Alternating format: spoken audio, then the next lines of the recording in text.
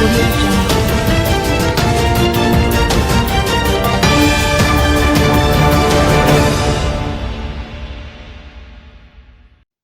St. Catherine Goat Thief sent to prison.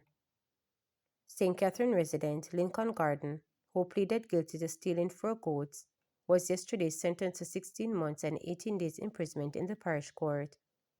Garden, who faced larceny charges, was sentenced by parish court judge Janelle Nelson Gale. The judge told him that he was given a discount on sentencing because he pleaded guilty and for the time spent in custody. The facts are that on November 26, 2024, Garden and another man who is still at large stole 4 goats in Barry District and placed the animals in the boot of a Toyota Probox motor car. The police were alerted by the owner and the car was intercepted. It sped away and crashed. Garden and his accomplice then boarded a taxi, which was stopped by the police. When the police were arresting Garden, his accomplice jumped into another car and sped away. 48-hour curfew imposed in Tap Banks. A 48-hour curfew has been imposed in the community of 2B Oxford Road, where we premises Spanish Town, more popularly known as Tap Banks. The curfew will commence at 6 p.m. on Friday and will end at 6 p.m. on Sunday, February 9. The boundaries of the curfew are north from the intersection of Spanish Town Bypass and Oxford Road, about 400 meters to the train line along Oxford Road. East from the train line at Oxford Road, traveling about 500 meters to the intersection of the train line at Marchpen Road.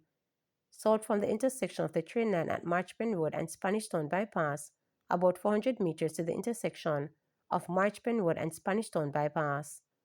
West from the intersection of Marchpen Road, traveling about 500 meters to the intersection of Oxford Road and the train line. Individuals within the specific areas that are within boundaries of the curfew are being urged to remain indoors during the hours of the curfew. 2 killed in St. James motor vehicle collision. A man and a woman succumbed to injuries they sustained in a motor vehicle crash along the Rose Hall Main Road in St. James in the early hours of Friday morning. The deceased, who have not yet been identified, were traveling in a Honda step-wagon motor vehicle just after midnight from Montego Bay towards Falmouth when the collision occurred with a Toyota Probox motor car. The reports are that about 12:05 a.m., the Probox, which was traveling in the opposite direction, jumped the median and crashed into the step-wagon, fatally injuring the driver of the step-wagon and the passenger who was seated directly behind him. The step-wagon, which apparently has been operated as a taxi, had 10 occupants aboard. Several of the other occupants have been rushed to hospital for treatment. The Probox had 4 occupants, but only one was taken to hospital for treatment. These road fatalities in the parish follow the police constable death of Alfred Newman, who was killed in a motor vehicle collision on Wednesday, February 5th. It is reported that about 8:25 a.m., Newman was driving his personal motorcycle along the Unity Main Hall Road in St. James when it collided with a motor vehicle. He was rushed to hospital for treatment, but later succumbed to his injuries.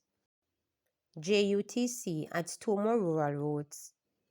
The Jamaica Urban Transit Company JUTC has introduced 2 new routes which will operate between Chapelton and Maypen in Clarendon and Castleton Gardens in St. Mary to Halfway Tree in St. Andrew.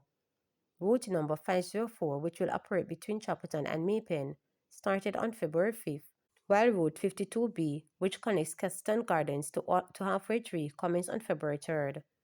Addressing a recent post-cabinet press briefing at Jamaica House, Minister of Education, Skills, Youth and Information, Senator Dr. Dana Morris Dixon, said the government remains resolute to introduce new routes for commuters. She said the introduction of the route number 504 is a direct response to the needs of commuters in Clarendon, noting that it will serve passengers traveling via Turners and New Longvale, offering regular service operated from the Spanish Town Depot. Morris Dixon noted too that the commuters will benefit from an affordable fare structure, with adults using smart fare cards paying $100, cash $150, seniors $50 smart fare card, and cash $150, while children, students, and individuals with disabilities will pay $50 with smart fare card and cost of $150 in cash. She said the Route 52B will operate 4 trips daily in each direction, making stops along Toms River, Temple Hall, and Golden Spring.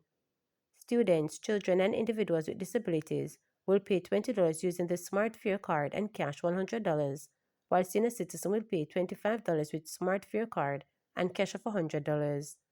Adults with SmartFare cards will pay $50 and $100 if they are using cash.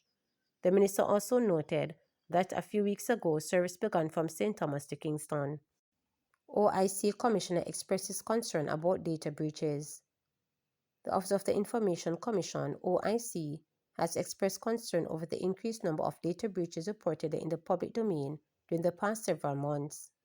Reacting to the increasing number of breaches, Information Commissioner Steele Barclay, in the statement on Friday, reminded the public and data controllers that under Section 21 of the Data Protection Act (DPA), it is a duty of the data collector to comply with the data protection standards about all personal data which is being processed by the data controller.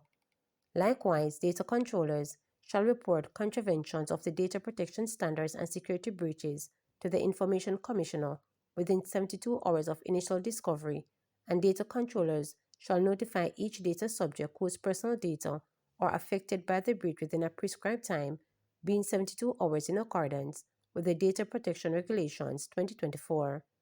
She noted that failure to process personal data in accordance with the data protection standards, to report a breach or contravention, or to notify individuals of a data breach or contravention affecting their personal data constitute an offense for which the data controller shall be liable to either a fine or imprisonment for up to 7 years. Barclay stated that not all breaches reported to the public space have been reported to the OIC as required by the DPA.